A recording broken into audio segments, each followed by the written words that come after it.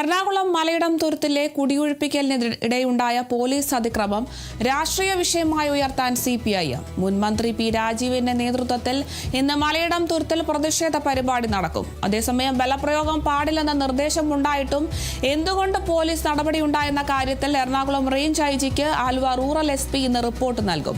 Malayidam തുരുത്തിൽ supreme കോടതി നിർദ്ദേശപ്രകാരം 7 പട്ടികജാതി കുടുംബങ്ങളെ കുടിയൊഴിപ്പിക്കാനുള്ള നടപടികൾക്കെതിരെ പ്രതിഷേധവുമായി നാട്ടുകാർ രംഗത്തെത്തുകയായിരുന്നു. ഇന്നലെ രാവിലെ മുതൽ നാട്ടുകാരുടെ പ്രതിഷേധം ശക്തമായിരുന്നു. അഭിഭാഷക കമ്മീഷൻ അഡ്വക്കേറ്റ് ജയപാലൻ സ്ഥലത്തെത്തി നടപടികൾക്ക് ശ്രമിച്ചെങ്കിലും നാട്ടുകാർ സംഘടിച്ച് പ്രതിഷേധിച്ചതോടെ മുന്നോട്ടു പോകാനായില്ല. അതിനിടെ പ്രതിഷേധക്കാരെ നീക്കം ചെയ്യാനുള്ള പോലീസിന്റെ ശ്രമം സംഘർഷത്തിലേക്ക് വഴിവെക്കുകയായിരുന്നു. സ്ത്രീകളും കുട്ടികളും ഉൾപ്പെടുന്ന പ്രതിഷേധം വാർത്തയായതോടെ ആഭ്യന്തരമന്ത്രി രമേശ് ചെന്നിത്തല വിഷയത്തിൽ ഇടപെട്ടു. കൊച്ചി പോലീസിനോട് നടപടി നിർത്തിവെക്കാൻ ചെന്നിത്തല നിർദ്ദേശം നൽകി. അടിയന്തരമായ നടപടികൾ നിർത്തിവെക്കണമെന്നും ചെന്നിത്തല ആവശ്യപ്പെട്ടു. ഇതോടെ പ്രദേശത്ത് നിന്നും പോലീസ് പിരിഞ്ഞു പോവുകയായിരുന്നു.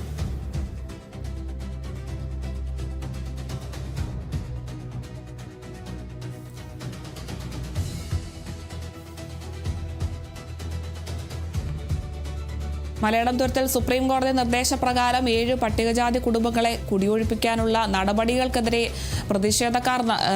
പ്രതിഷേധവുമായി നാട്ടുകാർ രംഗത്തെത്തുകയായിരുന്നു. ഇന്നലെ രാവിലെ മുതലായിരുന്നു നാട്ടുകാരുടെ പ്രതിഷേധം വലിയ ശക്തമായിരുന്നു.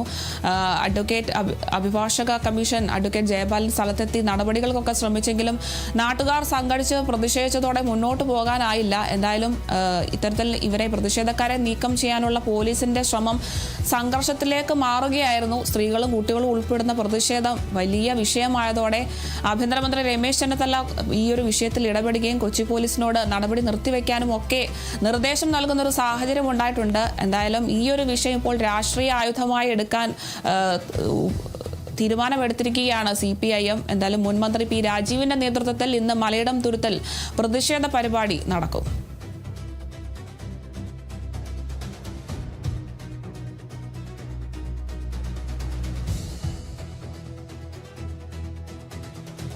ആലപ്പുഴയിൽ നവകേരള യാത്രയ്ക്കിടെ യൂത്ത് കോൺഗ്രസ് KSU പ്രവർത്തകരെ മുൻ മുഖ്യമന്ത്രി പിണറായി വിജയന്റെ ഗൺമാൻമാർ മർദ്ദിച്ച സംഭവത്തിൽ അന്വേഷണം ആരംഭിച്ച SIT. പ്രത്യേക അന്വേഷണ സംഘം ഇന്നും യോഗം ചേരും.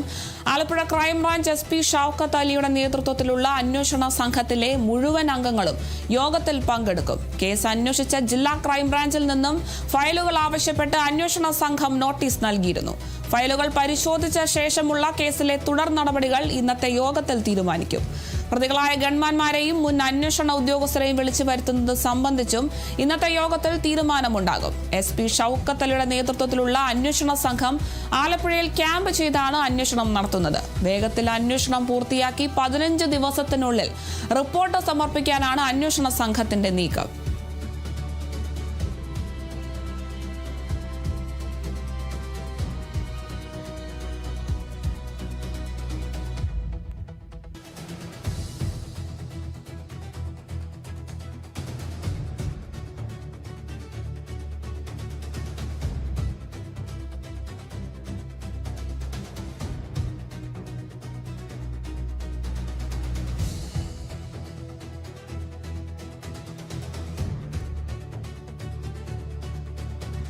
സംസ്ഥാനത്ത് ഇന്നും ശക്തമായ മഴയ്ക്ക് സാധ്യത. ഇന്ന് 7 ജില്ലകളിൽ മഞ്ഞ മുന്നറിയിപ്പ് പ്രഖ്യാപിച്ചു.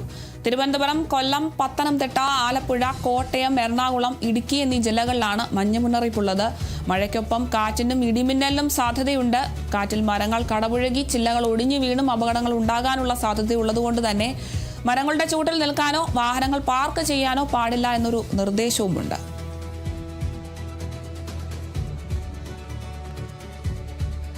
ഏഴ് ജില്ലകളിൽ മഞ്ഞ മുന്നറിയിപ്പ് പ്രഖ്യാപിച്ചിട്ടുണ്ട്. ഇന്നും ശക്തമായ മഴയ്ക്ക് തന്നെയാണ് സാധ്യത മുന്നറിയിപ്പ് കാലാവസ്ഥാ വകുപ്പ് നൽകുന്നത്. തിരുവനന്തപുരം, കൊല്ലം, പത്തനംതിട്ട, ആലപ്പുഴ, കോട്ടയം, എറണാകുളം, ഇടുക്കി എന്നീ ജില്ലകളിലാണ് മഞ്ഞ മുന്നറിയിപ്പ് പ്രഖ്യാപിച്ചിട്ടുള്ളത്. മഴയ്ക്കൊപ്പം ശക്തമായ ഇടിമിന്നലിനും കാറ്റിനും സാധ്യതയുണ്ടെന്നും ജാഗ്രത പാലിക്കണമെന്നും തന്നെയാണ് കാലാവസ്ഥാ വകുപ്പ് മുന്നറിയിപ്പ് നൽകുന്നത്.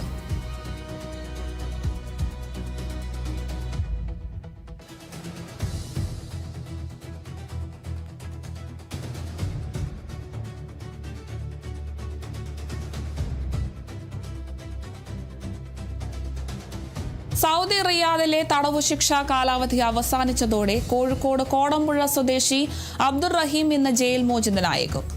കഴിഞ്ഞ ദിവസം രാത്രി 12 മണിയോടെയാണ് റഹീമിന്റെ 20 വർഷത്തെ ശിക്ഷാ കാലാവധി അവസാനിച്ചത്. റഹീമിനെ മോചിപ്പിക്കുന്നതുമായി ബന്ധപ്പെട്ട നടപടിക്രമങ്ങൾ അന്തിമഘട്ടത്തിലാണ്. ബലിപ്പെരുന്നാളിന് മുൻപ് മകൻ തിരിച്ചെത്തുമെന്ന പ്രതീക്ഷയിലാണ് ഉമ്മ ഫാത്തിമയും കുടുംബാംഗങ്ങളും ഓരോ മലയാളികളും കഴിയുന്നത്.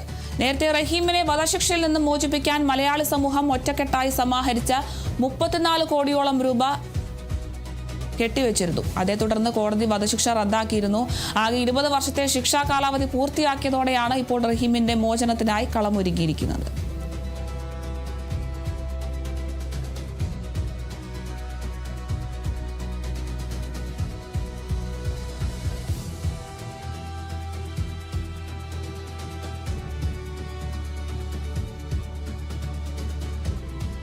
നീറ്റ് ചോദ്യപേപ്പർ ചോർച്ചയിൽ ഒരാൾ കൂടി പിടിയിൽ. മഹാരാഷ്ട്രയിലെ ലാത്തൂരിൽ നിന്നും ഡോക്ടർ മനോജ് ഷിരോളെയാണ് CBIയുടെ പിടിയിലായത്. ഇയാളെ വാങ്ങി ചോദ്യം ചെയ്യുകയാണ്. ചോദ്യപേപ്പർ വാങ്ങിയതിലും വിതരണം ചെയ്തതിലും ഇയാൾക്ക് പങ്കുണ്ടെന്നാണ് അന്വേഷണ സംഘത്തിന്റെ കണ്ടെത്തൽ.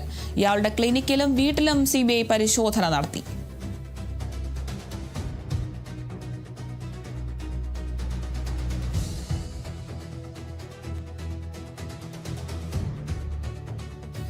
രാജ്യമൊട്ടാകെ ചർച്ചയായ നീറ്റ് ചോദ്യപേപ്പർ ചോർച്ചയിൽ വീണ്ടും ഒരാൾ കൂടി പിടിയിലായിരിക്കുന്നു. മഹാരാഷ്ട്രയിലെ ലാത്തൂരിൽ നിന്നും ഡോക്ടർ മനോജ് ഷിരോളെയാണ് CBIയുടെ പിടിയിലായിരിക്കുന്നത്. ഇയാളെ ചോദ്യം ചെയ്ത് വരികയാണ്. ചോദ്യപേപ്പർ വാങ്ങിയതിലും വിതരണം ചെയ്തതിലും ഒക്കെ ഇയാൾക്ക് പങ്കുണ്ട് എന്നാണ് അന്വേഷണ സംഘത്തിന്റെ കണ്ടെത്തൽ. ഇയാളുടെ ക്ലിനിക്കിലും വീട്ടിലും ഒക്കെ CBI പരിശോധന നടത്തി വരികയാണ്. എന്തായാലും വലിയൊരു വിവാദമായ നീറ്റ് ചോദ്യപേപ്പർ ചോർച്ചയിൽ ഇപ്പോൾ ഒരാൾ കൂടി പിടിയിലായിരിക്കുന്നു. മഹാരാഷ്ട്രയിൽ ലാത്തൂരിൽ നിന്നും ഡോക്ടർ മനോജ് ഷിരോളെയാണ് CBIയുടെ പിടിയിലായിരിക്കുന്നത്.